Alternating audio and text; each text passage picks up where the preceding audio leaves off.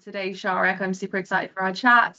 I guess just getting started here, for anyone that doesn't know 𝐿𝐿 yet, how do you usually explain what you do in a sentence or two, a bit of an elevator pitch?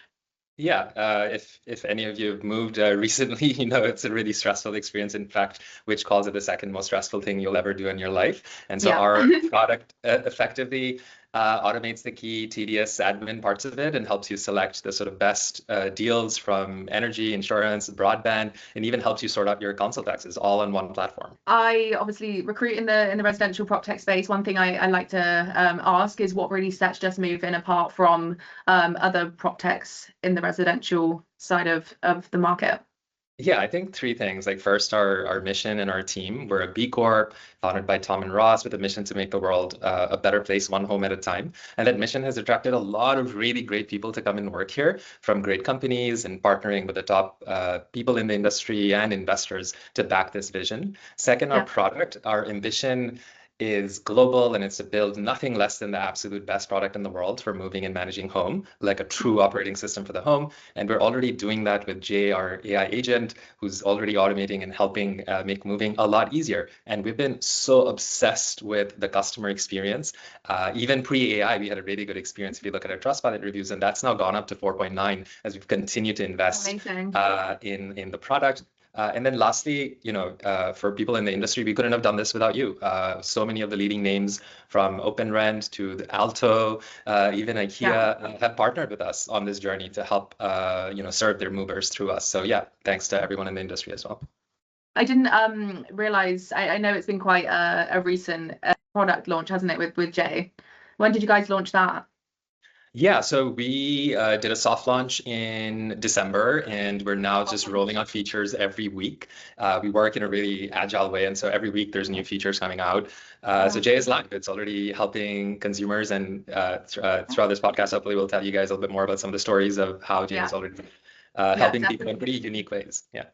I guess there is a lot of noise in PropTech, which we all know. So what's the one thing you think people immediately get once they use 𝐁𝐿𝐿? Yeah, I think it's like a relief. Like moving is stressful, and as soon as you use 𝐁𝐿𝐿, you're like relieved. Okay, like all of the things I needed to do are getting done in one place and done so reliably with people that I can trust. And it's gonna get done. I'm gonna get a good deal, and it's personalized for me, and that's what 𝐁𝐿𝐿 allows us to do for consumers. I guess just going back into your background and kind of how you ended up here now. I know your career spans from Standard Chartered and BCG, Uber, then it was Residential, and now you're at 𝐻𝐿𝐿. You did an MBA at INSEAD. What's the thread that kind of connects them all together? Yeah, for me, I think it was really interesting to have done different things. I think it's sort of all led me now to this moment. I've been drawn to big problems. I think grounding at Standard Chartered and BCG allowed me to really understand finance and strategy. And then Uber was, the opportunity to work on hyperscale, to scale to, tens of millions of users, and we set such insane goals of launch 40 cities and towns in one go and compete with Just Eat and Deliver in the home market. So that sort of ambition and working with great people, sort of that's what I got there. And then I wanted to kind of bring that to problems that were close to home. As a renter, I was like, this sucks. Surely someone must want to fix this. And so, joined Residential to do that. And we tried to do home services ourselves. And I was like, this is really hard. Maybe there's someone we can partner with. And we looked for who's the best partner for us. And we actually, met Tom and Ross and ended up integrating 𝐿𝐿𝐿 into Residential. And I was like, this is a really good product. And when I moved, I used 𝐿𝐿𝐿, and I was like, this is a sign. And then, one thing led to the other. And now I'm leading technology and strategy at 𝐿𝐿𝐿. And so that's how, everything can start to come together. And I think it's as big as an opportunity as Uber. We all basically have a home we want to live in. Most of us move at least 7 or 8 times in our lives. It's a huge global problem to solve. I know that you raised 6.5 million in Series A last year. What have you been investing in, and how has the business evolved since that raise? Yeah, so first of all, to build a great business, you have to invest in team. We brought in incredible people into product engineering and partnerships from the top companies in the world, because you can't really just have the best strategy. You have to have great people who can, actually go and execute it. Yeah. Second, we invested heavily in rebuilding the product natively around AI, and for Jay to have access to all the data, all of the ability to actually execute things. It's not a chatbot bolted onto an old system. It's a native AI product built from the ground up for the next era. And third, we heavily invested in deepening our partnership with the property industry, with the biggest names, and fine-tuned operations and pilots, and we're set up for a really explosive 2026. Well, looking back during this kind of exciting and crazy growth phase, has anything surprised you about it at all? Yeah, well, pleasantly surprised that a $1 trillion home services market, we find ourselves ahead of everyone else, and I would have expected, a lot more intense competition for moving in home services, and we seem to be just really far ahead. So I'm glad that has been surprising. I'm super bullish on AI and the pace at which things are improving, but even that has surprised me. Just in the past few months alone, the models have become so much more intelligent, which is allowing us to deliver an amazing customer experience, and as well as automate a lot of internal processes. So leaner teams can just achieve so much more and so much faster. We also really believe in leading by example on that front. So I have gone all in myself as well and been surprised by some of the results I'm getting. So I work with a tool called Cloud Code, and effectively I have a operating system for my own work and life. And I find that 90% of my work today is better and augmented by AI already, including helping me prepare for this podcast today. 100%. I mean, if you're not using it, I think you're almost, you're falling behind in a way now, but it's definitely making everything much more efficient. You also mentioned earlier that you guys are obviously leading in the home services space. Is that just in the UK or? Yeah, great question. For now, the UK, ask me this in maybe 12 months time. Our plan is to go global. We're setting the foundations for it already. Jay is already multilingual. In fact, we had a really nice story where a Ukrainian family that was moving over, they, I think, weren't able to communicate well in English. They just started speaking in Ukrainian, and Jay started speaking back, and we were already able to help that person sort a bunch of things out, which is really interesting. So realistically, most likely our next destination is Europe, not too far away, and we're already in talks and gearing up for it. Thankfully, we already have investors and partners with footprint there who are excited to support that next evolution. So yeah, watch this space. We're definitely, international is on the radar. It's been recently introduced, but could you talk me through how AI is changing the JMI experience, aside from what you've already elaborated on? Yeah, so for us, we wanted to make sure it's not, a solution in search of a problem. We know that moving is really ripe for everyone has a different, personal experience that's a little bit different. So personalizing it to their context matters a lot. And there are so many different things to coordinate. So this is an industry that's sort of ripe for AI, agentic orchestration. It's not just us who believe so. In fact, McKinsey's now published 2 big reports where they've identified moving and home services as the #1 sort of case for full agentic transformation. So we know we're on to a right thing there. So we have been always obsessed with, customer experience even before pre-AI. And Jay has just allowed us to take us to the whole next level. It's 24/7, multilingual. We're adding additional features to make it multiplayer, so you can sort of coordinate that with your partner or kids as well, in terms of coordinating that move, anticipating what users need, so they don't just have to tell you. We'll know what could be the best options for them. And we're already seeing really good feedback and improving features every week. Yeah. And I know obviously, while most companies are integrating AI in their products now, right? I mean, aside from what you just mentioned, is there anything else that I guess you guys are using AI to do that's actually helping your customers rather than just adding to the hype? Yeah, exactly. So for us, I think it's really important to be user-centric, and we invest a lot in research and speaking directly to your customers to identify actually what do they really want and need, right? And that enables us to then prioritize rather than just coming up with solutions and try to force it onto users. So we've been really, really careful about that. What it's really allowing us to do that I think customers really, really want is people really want something that's personalized for them. So we already today create a personalized moving plan that's right for your context. Yeah. You know, if you're an owner or a renter, is it the first time you're moving, or you're an experienced mover, and then guiding you and helping you accordingly. So I think that's been really useful. I think being available multi-channel, some people like to chat, some people might prefer a phone call, some people even might want a WhatsApp. So we've created an omni-channel system so that it's consistent across all of those different channels. And that's really important. People don't want to have to give information again to another AI tool and then lose context in the next second. And then we know that sometimes for certain products, you might still want to speak to someone, a human. Yeah, 100%, especially when it's that sensitive. Exactly. And so we're not, just a ChatGPT. We have real experts as well who can help sort it out if you need it. And some people want that. So we create that really good hybrid experience of something complicated that you just want to talk to someone, will enable that, but something that's really easy, like a broadband switch or an energy switch or a simple contents insurance purchase. Jay can find you the best deal, bundle it, and get it set up without you having to do anything, lift a finger. So, that's our philosophy on building AI. What does the customer want? How can we deliver it? How do we build trust around it so that, it's reliable, and that's what we're really focused on. Yeah, no, I think a lot of people watching this can speak to just needing the ease of using different products these days. I think we're just getting to a point where we just need things to be easy and accessible and done right in the second. So it sounds like you guys have got that covered. What's next for the product as the technology continues to develop? Yeah, so for us, it's about adding more and more useful and intuitive use cases. And we're already seeing that there's demand for the product to go beyond the point of just moving, because we know that once you've moved in, there's still a lot of all of these things to manage. And so the product is effectively becoming a home operating system for services. So one place where Jay can manage all of that and then continue to find good deals for you into the future, or even some beautiful things like you bought an insurance policy through us, the documents are available for us to query. Say your kids kicked a football, broken a glass, you want to check, are you covered? You could ask Jay. So we're rolling on all of these features so that it's moving from a moving assistant to an intelligent home operating system that saves you money, saves you time and hassle. It's all in one place. It's all in one place. And so that's the direction of travel for the product from a direct to consumer perspective. And then we believe that in the future, everyone's also going to have their own personal assistant, like Siri or Gemini or ChatGPT that you're using. You probably, Gemma, you're also like using one of those already probably today, and they're only going to get better. And so we see a world where Jay will work with your personal assistant to get stuff done.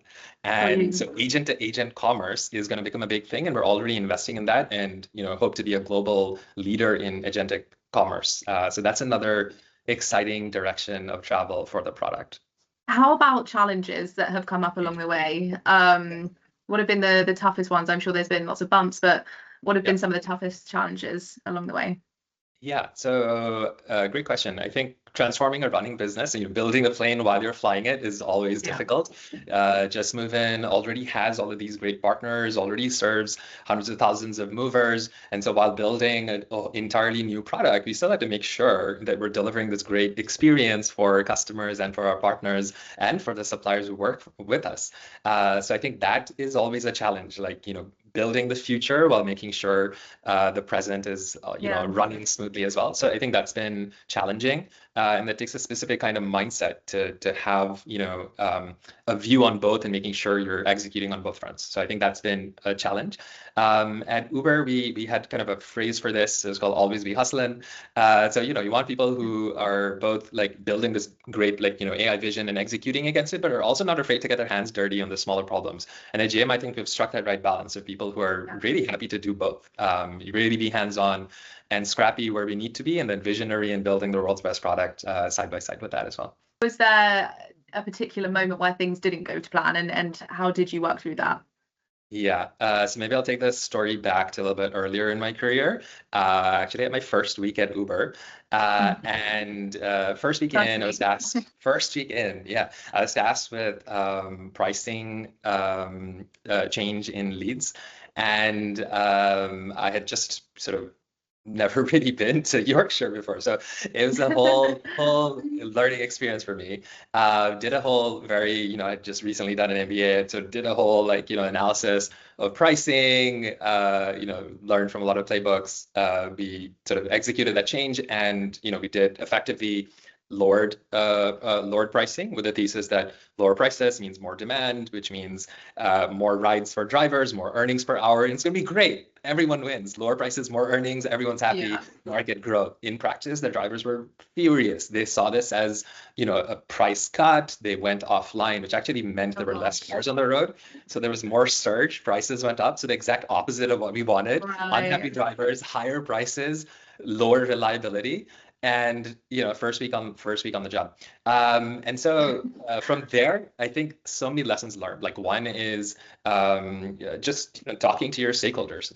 So we organize a lot of roundtables, lunches, dinners, and just space to really understand the concerns, and made the driver community feel part of the decision-making process. We restructured the pricing, and over time, we rebuilt that trust, and then we were back onto like hyper growth again from that point. But and today you press a button in Leeds and you get an Uber in minutes. But there's a lot of story behind that and how it wasn't the way.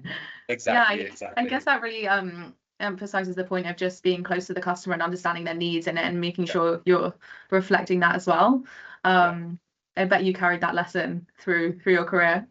Absolutely. It's so important. And I think in terms of like strategically responding to that, there is both the real compounding benefit of just small incremental improvements every day. So like if you're better, I think James Clear has a really great sort of image that, 1% improvement every day in a year, you're 37 times better off if you can keep compounding every day.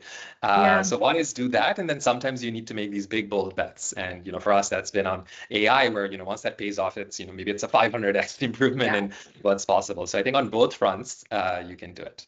I'd love to understand what you think the biggest challenges are in the UK residential market at the moment. And so I'll share this from maybe a little bit of a lens of my personal perspectives, and then actually seeing challenges for movers, and myself particularly as a renter. I think general challenge, there's obviously a structural challenge to meet the demand for good quality homes where you need it, to have that supply available. I think both for renters and for people who want to own. I think we are seeing a little bit of rebalancing and maybe some of the exuberance in pricing that happened to get sort of affordability back on track. We can see that regulators are trying to strike that right balance through the rental reform bill, through reforming leasehold, but it's difficult. It is definitely a very structurally difficult and sensitive industry, and sometimes there can be unintended consequences of some of those activities.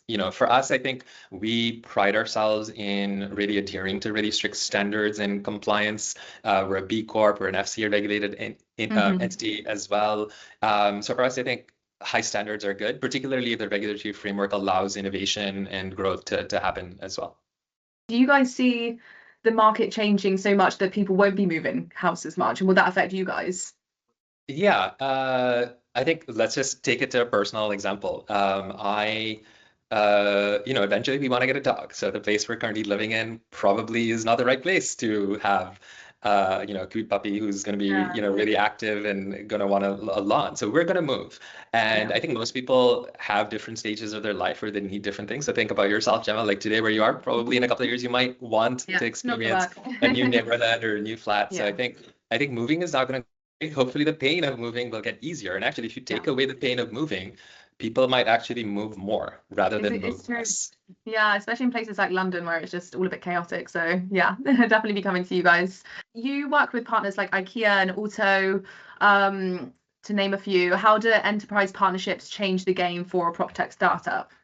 I think that's, if you're in the startup community, obviously it's sort of the holy grail to work with like the big PropTech partners.